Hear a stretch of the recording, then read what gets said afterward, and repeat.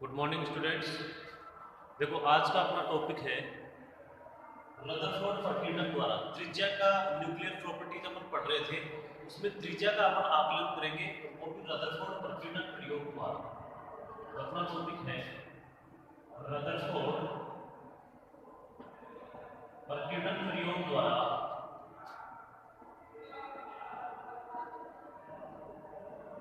नाभिक की त्रिज्या का आकलन। त्रिज्या का आकलन अपन ने देखो द्रव्यमान संख्या, परमाणु क्रमांक, त्रिज्या, द्रव्यमान, ये चार प्रॉपर्टीज अपन ने न्यूक्लियर प्रॉपर्टीज जो है वो अपन ने पढ़ चुके हैं। अब रदरफोर्ड फर्टिलन जो प्रयोग है, लास्ट अपना न्यूक्लियर प्रॉपर्टी तो रेडियस की पढ़ी थी, लेकिन रेडियस आज अपन रदरफोर्ड फर्टिलन प्रयोग से ज्ञात करेंगे इस रेडियस को। तो रदरफोर्ड के जो फर्टिलन प्रयोग है उसमें रेडियस को ज्ञात करने के लिए देखो सबसे पहले रदरफोर्ड ने ये ज्ञात किया था कि नाभिक की जो त्रिज्या है, नाभिक की त्रिज्या 10⁻⁴ मीटर के बराबर होती है लगभग, तथा इसके बाद रदरफोर्ड ने एल्फा कण फर्टिलन प्रयोग किया था। एल्फा कण फर्टिलन प्रयोग किया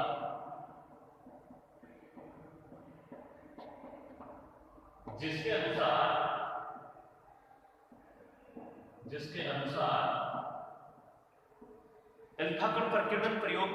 अनुसार देखो रदरफोर्ड ने यह ज्ञात किया कि मान लो स्मॉल एम द्रव्यमान वाले जो अल्फा कण हैं वो v वेग से अगर किसी नाभिक के ऊपर आपतित होते हैं, तो आपतित होने के जैसे जैसे नजदीक जाते हैं नाभिक के, इन अल्फा कण और नाभिक के बीच में अन्योन्य जो बल है, अन्योन्य प्रतिकर्षण जो बल है, क्योंकि नाभिक भी प्रोटॉन से मिलकर बना होता है और जो अल्फा पार्टिकल है वो भी अपना प्रोटॉन से मिलकर बना होता है।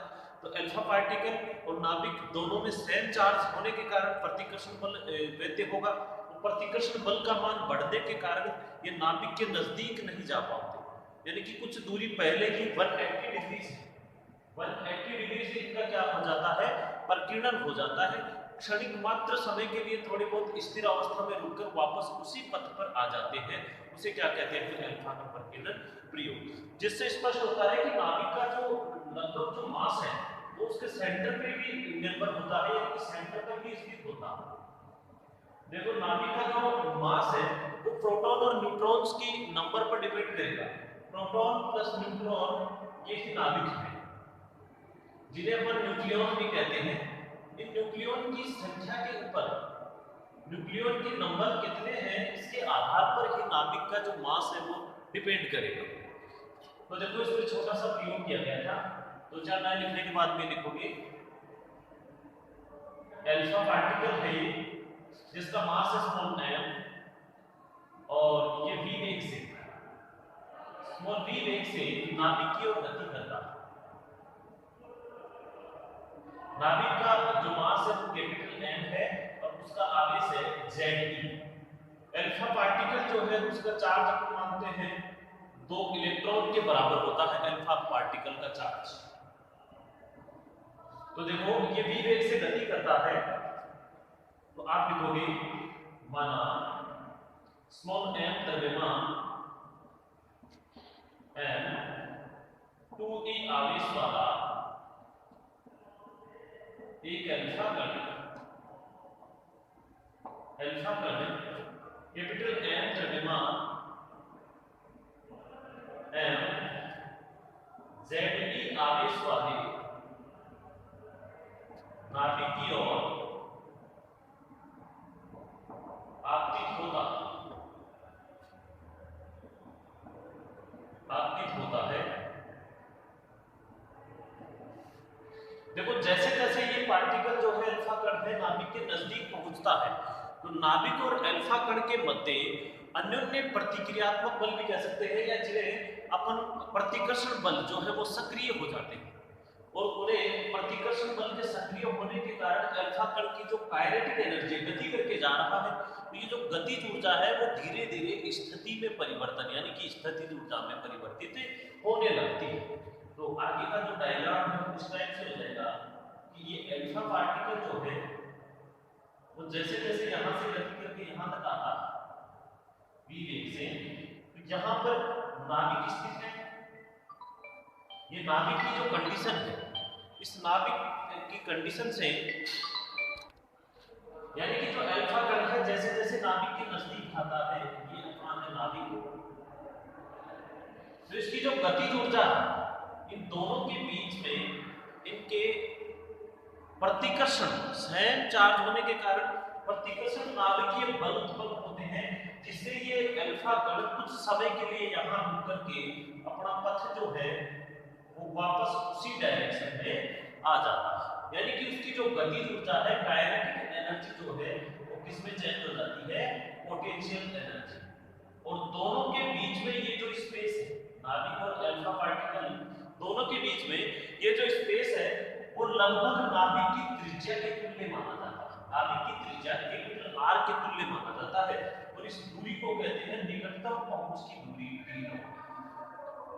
डायग्राम बनाओगे ये थोड़ा स्पष्ट बना लो। अल्फा पार्टिकल ये ही है, वेग करके आया है और यहाँ आने के बाद में इस अल्फा पार्टिकल की जो गतिज ऊर्जा है वो धीरे धीरे काइनेटिक चेंज हो जाती है स्थितिज ऊर्जा में। ये अपना नाभिक है, तो इन दोनों के बीच की जो डिस्टेंस है इसे कहते हैं निकटतम पहुंच की दूरी।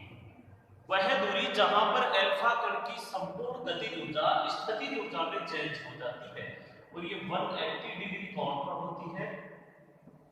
इसका संपूर्ण जो विचलन है 180 डिग्री कोण पर होता है और इस निकटतम पहुंच की दूरी को रदरफोर्ड ने नाभिक की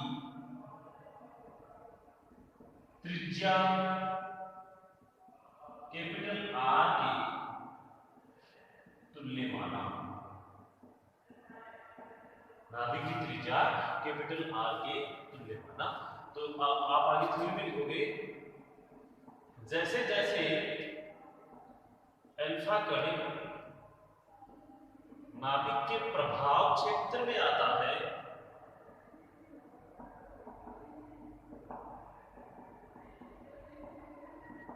तो नाभिक एवं अल्फा कण के मध्य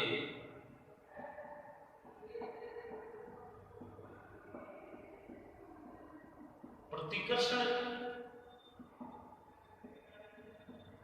नाभिकीय बल उत्पन्न होते हैं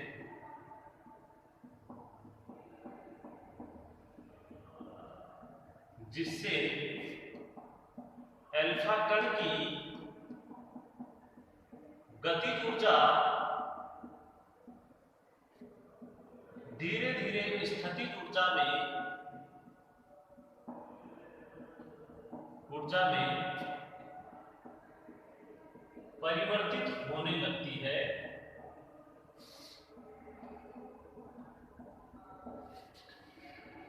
लेकिन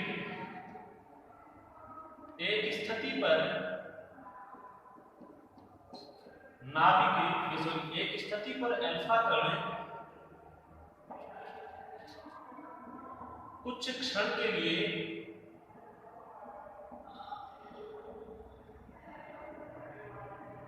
ठहर कर 180 डिग्री पर पुनः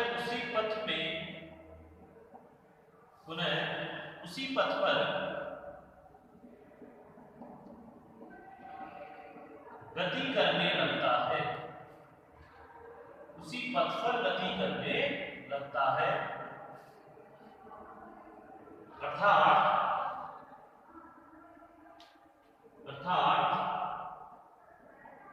अल्फा कण की संपूर्ण गतिज ऊर्जा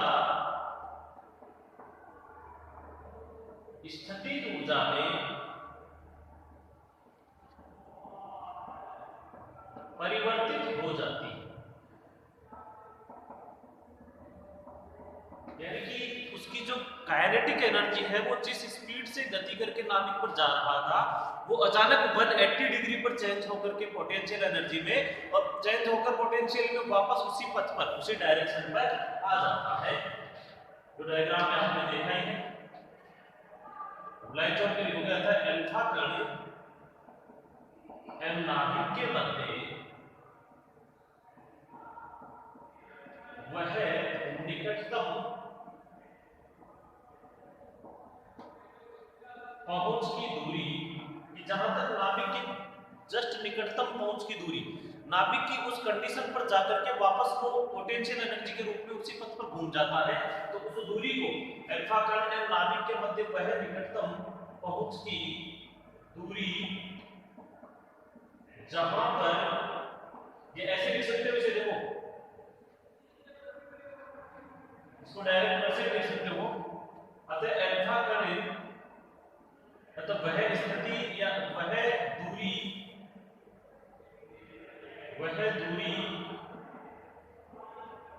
जिस पर अल्फा कण की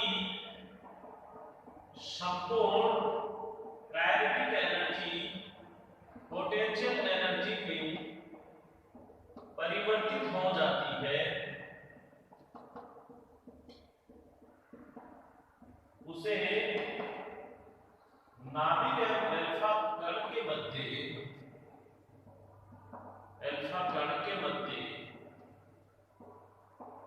निकटतम पहुंच की दूरी कहते हैं। निकटतम पहुंच की दूरी स्मॉल डी नॉट से इसे प्रदर्शित करते हैं, और निकटतम पहुंच की दूरी स्मॉल डी नॉट कहते हैं, जिसे रदरफोर्ड ने नाभिक की त्रिज्या कैपिटल आर के तुल्य माना। रदरफोर्ड ने नाभिक की जो रेडियस है उसे कैपिटल आर के तुल्य इस दूरी डी नॉट को माना। अब अपनी जो डेरिवेशन है वो इस प्रकार से है कि देखो अल्फा कण का चार्ज जो है वो 2 इलेक्ट्रॉन के चार्ज के बराबर है, मास उसका स्मॉल m है, तो यानी हो गया स्मॉल m द्रव्यमान m v वेग वाले अल्फा कण की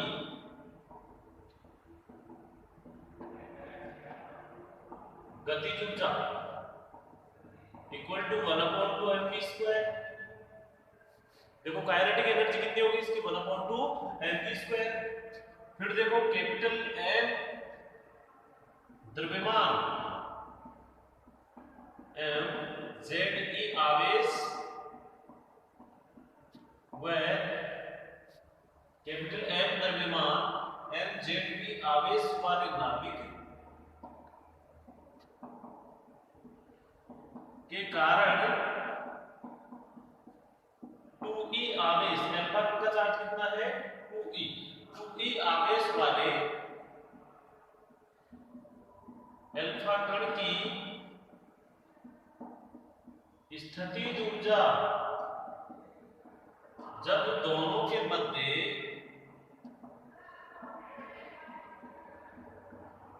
दूरी स्मॉल डी नॉट हो, स्मॉल डी नॉट की कंडीशन पर जाने के बाद में अपन ने दोनों की पोटेंशियल एनर्जी किसके द्वारा चेंज हुई है, अल्फा कण की नाभिक के द्वारा। तो उस पोटेंशियल एनर्जी का मान कितना हो जाएगा, potential energy equal to k q1 q2 upon r, k अपना से कैसे q1 अल्फा कण का चार्ज लिख दो 2e, q2 नाभिक का चार्ज लिख दो Ze अपॉन r, यानी कि जो डिस्टेंस दोनों के बीच में डिस्टेंस कितनी है स्मॉल d नॉट अपन मान रहे हैं। तो बताओ ये सभी ऊर्जा कितनी हो जाएगी, potential energy equal to 2kZe² upon d nought, 2kZe² upon d nought. और प्रकीर्णन प्रयोग में कहा क्या गया है कि इनकी गति ऊर्जा जो है d नॉट वह दूरी है जहां total kinetic energy potential energy में चेंज हो जाती है। तो लिखोगे d नॉट वह दूरी है जब total kinetic energy transfer potential energy इसमें परिवर्तित हो जाती है पोटेंशियल एनर्जी में, अर्थात काइनेटिक एनर्जी का जो मान है 1/2mv² इक्वल हो जाएगा 2kze²/d0। तो स्टूडेंट यहां से d0 की वैल्यू आप निकाल लो 4kze²/mv²,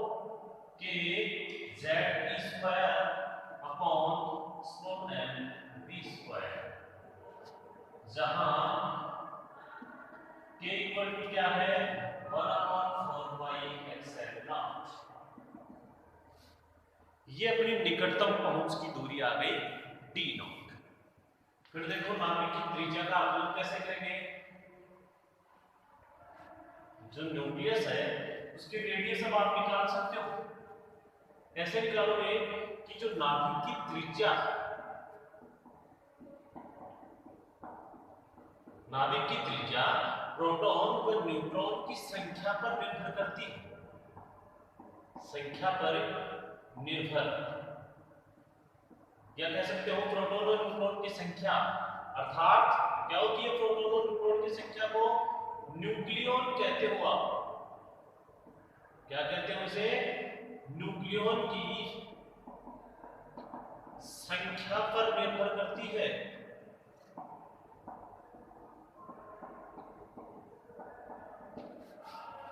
फिर लिखेंगे यदि एक हाइड्रोजन, देखो सबसे जो छोटा नाभिक है, आपको पता है प्रोटॉन और न्यूट्रॉन की संख्या के ऊपर डिपेंडेंट आप बता रहे हो, सबसे छोटा नाभिक किसका होगा?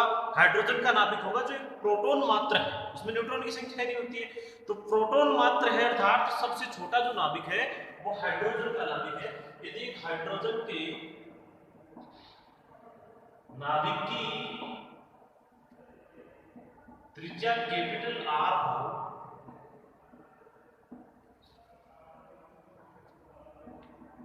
जो बिंदु मात्र मानते हैं इसे, बिंदु मात्र या सबसे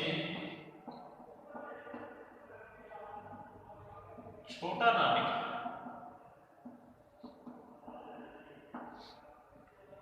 जिसे प्रोटॉन नाभिक भी कहते हैं, जिसे प्रोटॉन नाभिक भी कहते हैं,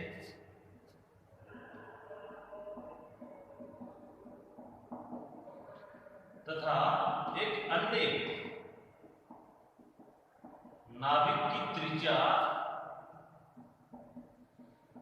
देखो रेडियस का फॉर्मूला निकाल रहे हैं, पर अन्य नाभिक की त्रिज्या r0 हो तथा r0 रेडियस हमने मान ली अन्य नाभिक की, तथा उसमें p+n यानी कि न्यूक्लियॉन की संख्या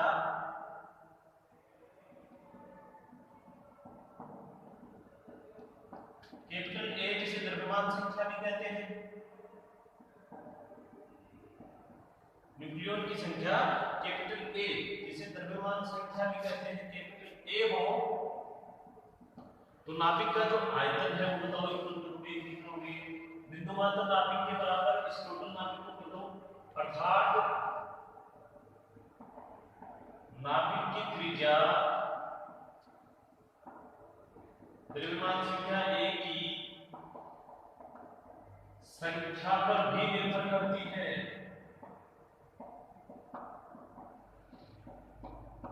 कितनी संख्या है A की, तो नाभिक का आयतन दोनों का इक्वल कर दो, फिर देखो नाभिक का कितना हो जाएगा 4π3πr3, r मान लें रेडियस हाइड्रोजन की, और एक अन्य नाभिक है जिसके r नॉट मान लें तो 4π3πr03, और ये डिपेंड किसके ऊपर करेगी? A पर।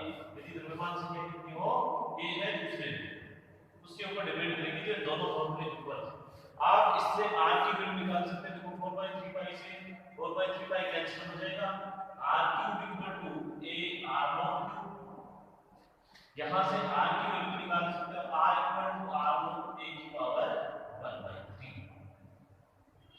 ये नाभिक की क्या है? त्रिज्या है। आपको अगर न्यूमेरिकल्स पूछे जाएंगे तो वहां पे r0 की वैल्यू दी हुई होगी, द्रव्यमान संख्या की वैल्यू दी हुई होगी तो आपको केवल r की वैल्यू ज्ञात करनी है। या फिर r की वैल्यू अगर दी हुई हो और r0 की दी हुई हो तो ज्ञात कीजिए, बोले इतनी द्रव्यमान संख्या है तो वह कौन सा नाभिक है, तो ये भी संख्या आप क्या कर सकते हो, ज्ञात कर सकते हो। तो आज का अपना टॉपिक था कि रदरफोर्ड पर्टिकुलर प्रयोग द्वारा नाभिक की त्रिज्या का आकलन। बाकी पढ़ेंगे अपन कल। Thank you.